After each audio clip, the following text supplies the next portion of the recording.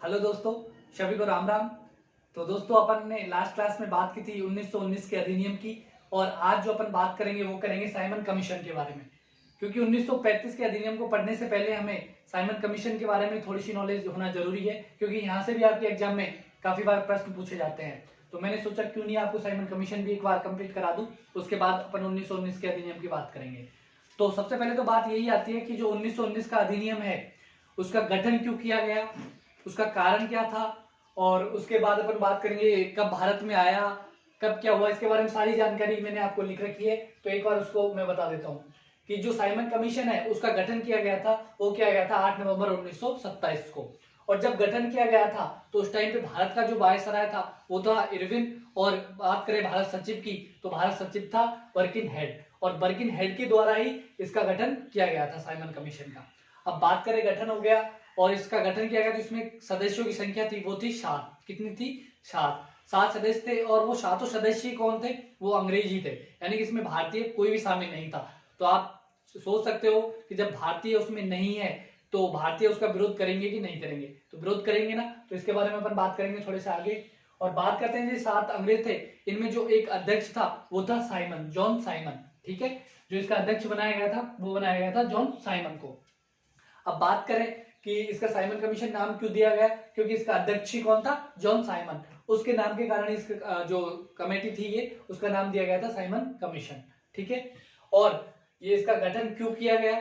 तो इसका गठन किया गया था, जो 1919 का अधिनियम था उसमें हमने बात की थी कि हर 10 वर्ष के बाद इसके जो 1919 का अधिनियम उसकी समीक्षा के लिए एक गठन का निर्माण किया जाएगा। तो वो ही गठन ये था, और उसकी समीक्षा करने के कारण ही इसका गठन किया गया था।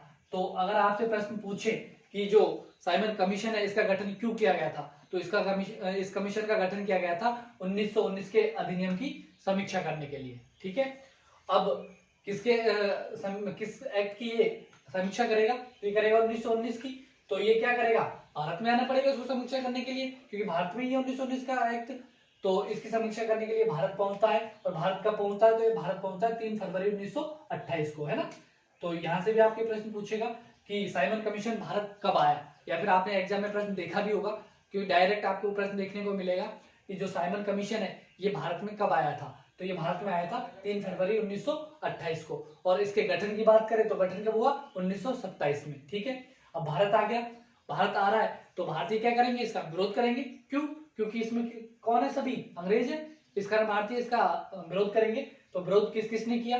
तो कांग्रेस ने विरोध किया था, और कांग्रेस के साथ साथ जो भी अन्य दल थे उन्होंने भी इसका विरोध किया था। ठीक है, अब बात करें कि भाई इसका विरोध तो सब भारतीयों ने किया, लेकिन सहयोग करने वाले भी कोई थे, और वो सहयोग करने वाले कौन थे? तो उनमें बात करें तो बी आर अम्बेडकर। कौन? बी आर अम्बेडकर ने इस कमीशन का सहयोग किया था। और जो मुस्लिम लीग थी उसके एक शहनवाज गुट था, शहनवाज हुसैन गुट। कौन सा?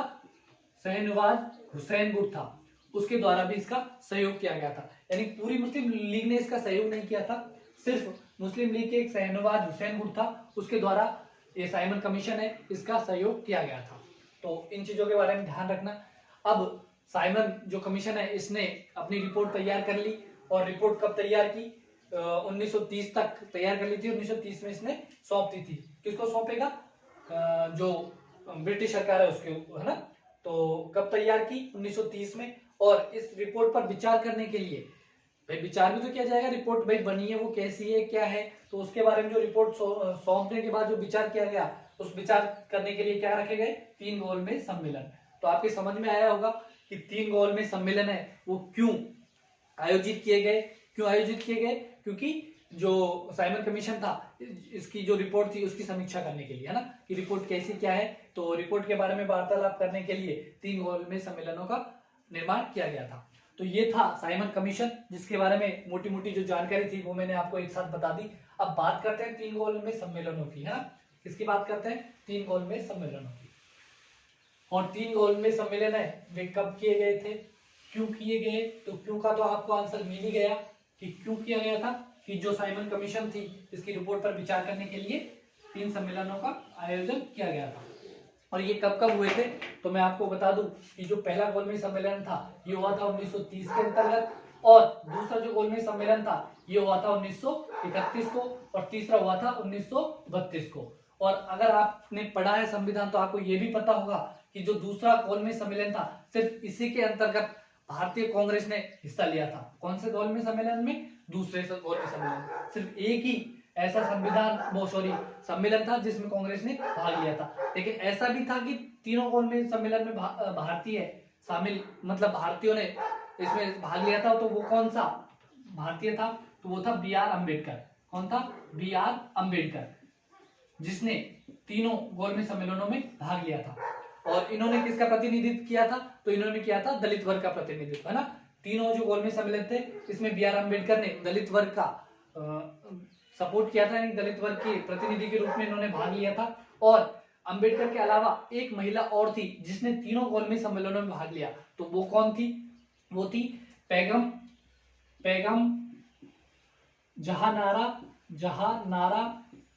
शहनवाज। कौन थी? शहनवाज। इस महिला ने भी तीनों कॉलमी सम्मेलनों में भाग लिया था। और ये महिला थी जो मुस्लिम लीग थी उसका जो शहनवाज हुसैन गुट था उसकी ये महिला थी, उस गुट की ये महिला थी जिसने तीनों कॉलमी सम्मेलनों में भाग लिया था, है ना। तो अगर आपसे प्रश्न पूछा जाए कि तीनों कॉलमी सम्मेलनों में किसने भाग लिया था, तो एक तो बी आर अम्बेडकर थे और एक थी पैगम जहानारा शहनवाज, है ना। इन दोनों ने तीनों कॉलमी सम्मेलनों में भाग लिया था। और 1931 का जो दूसरा कॉलमी सम्मेलन हुआ था उसमें सिर्फ कांग्रेस ने एकमात्र सम्मेलन था जिसमें कांग्रेस ने भाग लिया था। और कांग्रेस की तरफ से किसने प्रतिनिधित्व किया था? वो किया था महात्मा गांधी ने। अब समझेंगे इसको कि 1921 तक बात ये कैसे पहुंची, क्या हुआ था, क्या नहीं हुआ था। तो 1919 से और 1935 के बीच की जो भी बातें थी उनका अपन डिस्कस करेंगे। और क्यों करेंगे? क्योंकि आपके तभी अगर आपको एक स्टोरी टाइप में समझाऊं मैं तो ये आपको कुछ समझ में आएगा, नहीं तो ऐसे कुछ नहीं समझ में आएगा। तो जैसे आप मूवी देखने जाते हो तो मूवी आपके अच्छे से समझ में आ जाती है ना, पूरी स्टोरी आपके माइंड में बैठ जाती है। वो कैसे बैठती है? क्योंकि उसका सिस्टम होता है वो एक तरीके से स्टोरी बेस में होता है, तो वो क्या आपके माइंड में बैठ जाती है। तो अगर मैं आपको इनको लाइनों की तरह पढ़ाऊंगा तो आपको समझ में नहीं आएगा, लेकिन उसी को मैं स्टोरी रूप में जोड़कर आपको बताऊंगा तो सारी चीजें आपके माइंड में बैठ जाएगी कि भाई कब क्या हुआ, कैसे हुआ था, क्यों हुआ था, उसके बाद क्या हुआ, उसके बाद क्या हुआ। तो इन सब चीज के अपन स्टेप बाय स्टेप समझेंगे, है ना। तो बात करते हैं 1928 की। कब? 1928 की, जब साइमन कमीशन भारत आ रहा था तो उस टाइम पे क्या कर रहे थे भारतीय? विरोध कर रहे थे।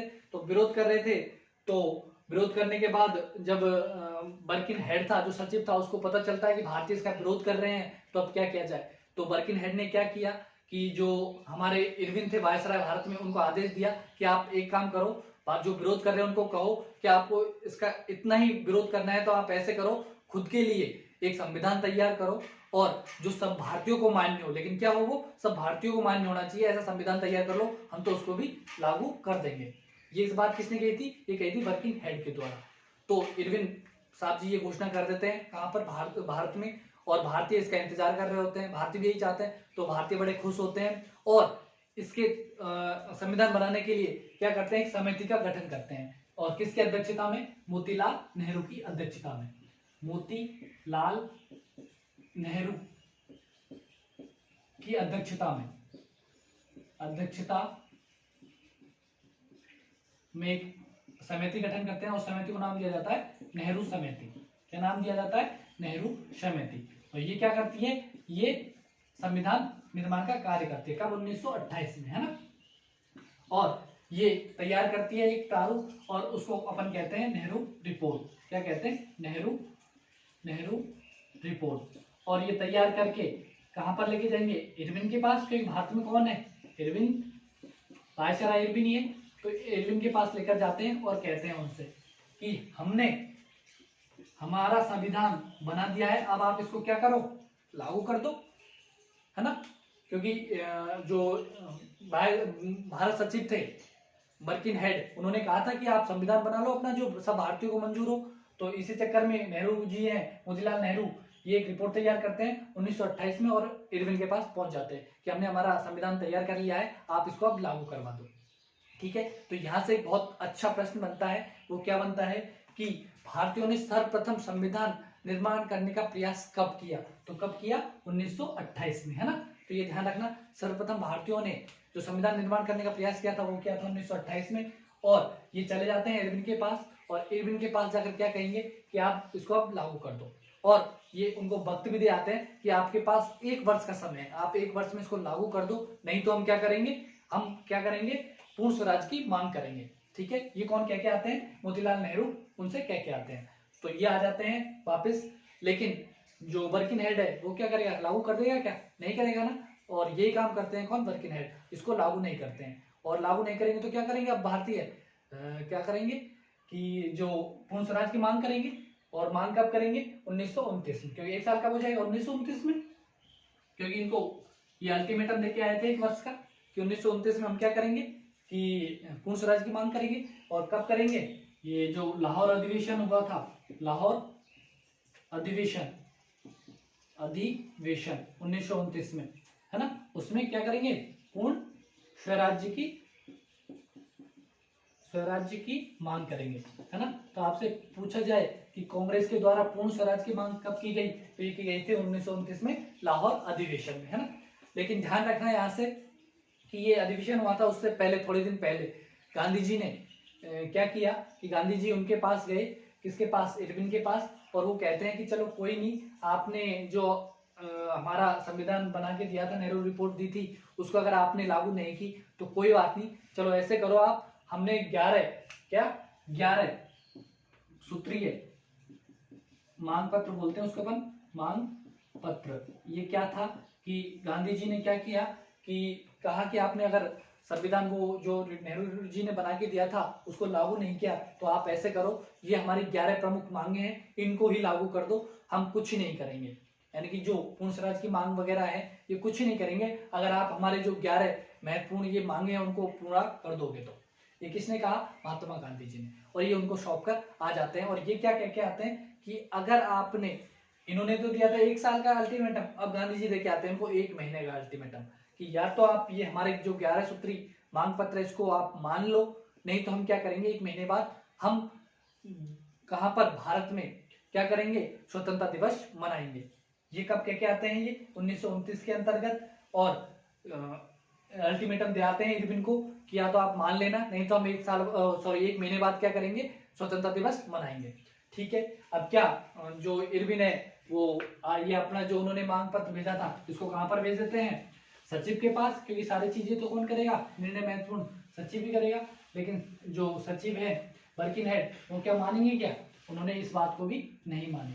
अब गांधी जी अल्टीमेटम दे ही आए थे 1 महीने का, और 1 महीना हो जाता है कब? 26 जनवरी। कब होता है 1 महीना पूरा? 26 जनवरी 1930 को 1 महीना हो गया पूरा।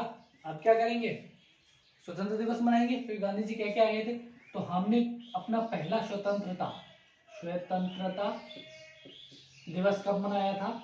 आजादी से पहले। अगर आपसे प्रश्न पूछा जाए कि हमने आजादी से पहले, यानी कि 15 अगस्त 1947 को हम आजाद हुए थे और हमने पहला स्वतंत्रता दिवस मनाया था 15 अगस्त 1947 को, तो उससे पहले भी हमने पहली बार स्वतंत्रता दिवस कब मनाया? तो वो मनाया था 26 जनवरी 1930 को। और ये काफी बार एग्जाम में पूछा जाता है, तो आप ध्यान रखना कि हमने पहली बार स्वतंत्रता से पहले स्वतंत्रता दिवस मनाया था, वो कब मनाया था? वो मनाया था 26 जनवरी 1930 के दिन। ठीक है, अब ये स्वतंत्रता दिवस मना लेते हैं 26 जनवरी 1930 को। तो यहाँ से एक चीज और बनती है कि जो 26 जनवरी है उसी को हमने स्वतंत्रता दिवस क्यों नहीं मनाया बाद में जाके? तो अपन को पता है कि 15 अगस्त 1947 को आजाद हुआ था, तो स्वतंत्रता दिवस तो 15 अगस्त 1947 को ही मनाएंगे, मतलब 15 अगस्त की डेट ही फिक्स की गई। तो 26 जनवरी को भी यादगार डेट रखना चाहिए कि नहीं रखना चाहिए? क्योंकि हमने स्वतंत्रता दिवस मनाया, तो इस डेट है उसको याद करने के लिए ही हमने क्या किया कि अब जो हमारा एक तरह से कह सकते हैं संविधान बनके तैयार हो गया था 24 जनवरी 1950 को, 24 जनवरी 1950 को जो हमारा संविधान था वो तैयार था। लेकिन हमने क्या किया कि जो हमारा राष्ट्रपति था उसको गद्दी पर कब बिठाया? तो वो निर्वाचित किया हमने कब? 26 जनवरी 1950 को। और वो डेट क्यों चुनी गई? क्योंकि हमने पहली बार 26 जनवरी 1930 को स्वतंत्रता दिवस मनाया था, तो हमें वो डेट भी याद रहे, इस कारण हमने 26 जनवरी 1950 को हमारा जो राष्ट्रपति था राजेंद्र प्रसाद जी, उनको निर्वाचित किया था कब? 26 जनवरी 1950 के दिन। अब आपसे पूछा जाए कि 26 जनवरी 1950 को गणतंत्र दिवस क्यों कहते हैं? तो गणतंत्र दिवस का मतलब तो आप जानते होंगे कि जिस देश का जो राष्ट्रपति यानी प्रधान है वो क्या हो? निर्वाचित हो, तो उसको अपन गणतंत्र कहते हैं। तो 26 जनवरी के दिन हम क्यों गणतंत्र दिवस मनाते हैं? तो ये तो आपको पता होगा कि गणतंत्र दिवस को मनाने का कारण क्या है कि हमारा राष्ट्रपति वो क्या है, निर्वाचित होगा। लेकिन आपसे पूछे कि 26 जनवरी को ही क्यों, कोई और डेट नहीं थी क्या, तो 26 जनवरी की डेट का रीजन क्या था, ये उसका रीजन था। ठीक है, तो ये दोनों क्वेश्चन आपके समझ में आने चाहिए कि 26 जनवरी हमने क्यों चुनी और गणतंत्र दिवस क्यों मनाते हैं, है ना। तो दोनों चीजें आपके क्लियर हो जानी चाहिए। अब बात करते हैं अपन, स्वतंत्र दिवस मना लिया और जो पूर्ण स्वराज की उसकी मांग भी रख दी, और अब क्या कर रहे हैं, अब हम क्या कर रहे हैं, फरवरी में कब, फरवरी 1930 में क्या करेंगे, असहयोग आंदोलन स्टार्ट कर देंगे। क्या कर देंगे, असहयोग, कौन सा असहयोग स्टार्ट करेंगे कब, फरवरी 1930 में, सॉरी असहयोग नहीं, सविनय अवज्ञा आंदोलन। क्या स्टार्ट करेंगे, सविनय अवज्ञा आंदोलन। कौन सा, सविनय अवज्ञा आंदोलन, ध्यान रखना। सविनय अवज्ञा आंदोलन हमने कब स्टार्ट किया, फरवरी 1930 में, है ना सॉरी, ध्यान रखना, हम फरवरी 1930 में सविनय अवज्ञा आंदोलन कर देंगे और इसी के अंतर्गत गांधी जी को क्या कर लिया जाता है, जेल में बंद कर दिया जाता है। अब ध्यान रखना, क्या और किसके नेतृत्व में कर रहे थे हम, ये गांधी जी के नेतृत्व में, है ना, गांधी जी के नेतृत्व में हम ये आंदोलन कर रहे थे, नेतृत्व में हम ये आंदोलन कर रहे थे। और गांधी जी को मध्य में, यानी कि इस आंदोलन के मध्य में गांधी जी को जेल में बंद कर दिया जाता है। तो आप सोचो, जब गांधी जी को जेल में बंद कर दिया तो क्या ये आंदोलन समाप्त हो जाएगा या फिर चलता रहेगा, तो गांधी जी को बंद कर दिया जाता था जेल में, फिर भी ये आंदोलन चलता रहता है। तो आंदोलन चलेगा तो इसके लिए भी नेतृत्व करने के लिए किसी ना किसी जरूरत पड़ेगी। तो इसका नेतृत्व अब कौन करेंगे, तो अब करेंगे इसका नेतृत्व अब्बास तैयब जी। कौन करेंगे, अब्बास तैयब जी, अब्बास तैयब जी, तैयब जी, उनके नेतृत्व में अब क्या होता है, सविनय अवज्ञा आंदोलन चलता रहता है ना। तो ध्यान रखना कि अगर आपसे पूछे कि गांधी जी के जेल में जाने के बाद सविनय अवज्ञा आंदोलन का नेतृत्व किसने किया, तो वो क्या था, अब्बास तैयब जी के द्वारा, है ना। तो ऐसे चलता रहता है। उसी बीच 1930 में पहला गोलमेज सम्मेलन होता है। तो जो कांग्रेस है वो तो कहाँ बिजी है, सविनय अवज्ञा आंदोलन करने में बिजी है। तो क्या वो जाएगी गोलमेज सम्मेलन में, नहीं जाएगी ना। तो 1930 में कांग्रेस गोलमेज सम्मेलन में नहीं पहुंचती है। तो जो वर्किंग हेड सचिव है वो कहता है भाई कांग्रेस क्यों नहीं आई, क्या कारण है, आप कुछ भी करो, अगला जो गोलमेज सम्मेलन होगा उसमें आपको कांग्रेस को लाना ही पड़ेगा। ये आदेश कर देते हैं कौन, इरविन साहब जी, वो सॉरी जो सचिव है, हेड, वर्किंग हेड, वो कर देते हैं घोषणा कि आपको कांग्रेस को लेकर आना ही पड़ेगा। और ये आदेश किसको देते हैं, वो देते हैं इरविन को, क्योंकि वायसराय कौन है, इरविन। अब इरविन के दिमाग में टेंशन आ गई कि भाई कांग्रेस तो आंदोलन कर रही है, अब उसको कैसे लाया जाए। तो क्या करते हैं, वो एक आदमी होते हैं कौन, उनका नाम था तेग बहादुर। क्या नाम था, तेग बहादुर शप्रो। कौन था, तेग बहादुर शप्रो था, जो इरविन के काफी नजदीक थे। और वो किसके और नजदीक थे, वो गांधी जी के भी बहुत नजदीक थे। तो वो तेग बहादुर शप्रो के पास जाते हैं इरविन जी, और वो कहते हैं किसी भी प्रकार से हमें जो महात्मा गांधी है उनको मनाना पड़ेगा। तो दोनों मिलकर चले जाते हैं महात्मा गांधी जी के पास और कहते हैं कि जो भी आपकी शर्तें हैं उन सबको हम मान लेंगे। मतलब इरविन कहता है कि हम मान लेंगे आप जो भी कहे, लेकिन आपको क्या करना पड़ेगा, आपको गोलमेज सम्मेलन है उसमें चलना पड़ेगा। तो गांधी जी को जेल से रिहा भी कर दिया जाता है और उनकी जो भी मांगी थी उनको मान लिया जाता है। और गांधी जी क्या करेंगे, अब गोलमेज सम्मेलन में जाएंगे और गोलमेज सम्मेलन किसका वो नेतृत्व करेंगे, कांग्रेस का। तो इसको लिए क्या करना पड़ेगा, उसको कांग्रेस के जो और सदस्य उनसे भी मतलब बात करनी पड़ेगी, उनसे भी सलाह लेनी पड़ेगी। ये थोड़ी ना वो अपनी मर्जी सब कुछ कर देंगे। तो वो इसके लिए क्या करेंगे, अगर जो कांग्रेस के और सदस्य उनसे सलाह लेनी है तो क्या करना पड़ेगा, अधिवेशन बुलाना पड़ेगा। और अगर आपको पता हो तो जो कांग्रेस के अधिवेशन है वो कब होते थे, दिसंबर महीने के अंतर्गत। तो ये बात है कब की, ये है मार्च की, कब की, मार्च 1931 की। कब की बात है, मार्च 1931 की बात है, यानी कि 5 मार्च अपन इसको कह सकते हैं, डेट भी 5 मार्च 1931 की ये बात थी।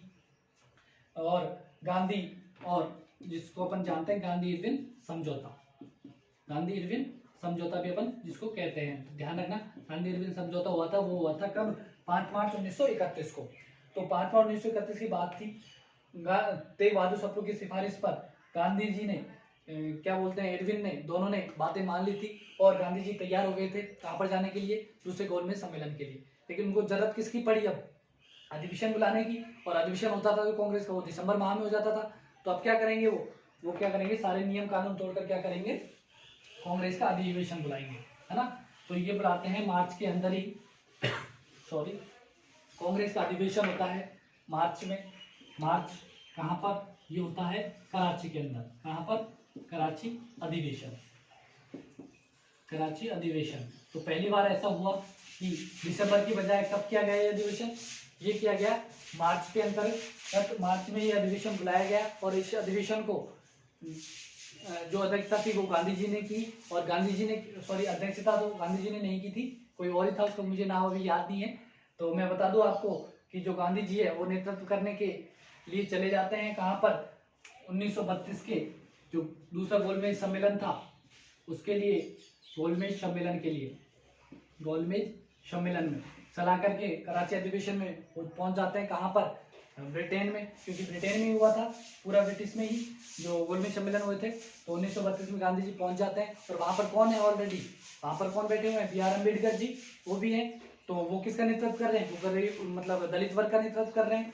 तो गोलमेज सम्मेलन में चले जाते हैं और वो तो रखते हैं क्या कि पृथक निर्वाचन की, जो पृथक निर्वाचन मंडल है उसकी मांग करते हैं। कौन? बी.आर. अम्बेडकर जी।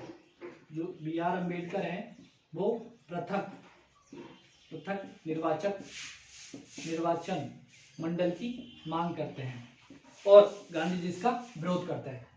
क्या है कि दोनों ही आपस में जो भारतीय हैं वो ही बहस करने लग जाते हैं। एक तो कौन? बी.आर. अम्बेडकर जी, वो तो क्या करते हैं? गरीबों के लिए पृथक निर्वाचन मंडल की मांग करते हैं, लेकिन गांधी जी इसका विरोध करते हैं। और गांधी जी बी.आर. अम्बेडकर को समझाते हैं, आप समझ नहीं रहे। क्यों? कैसे?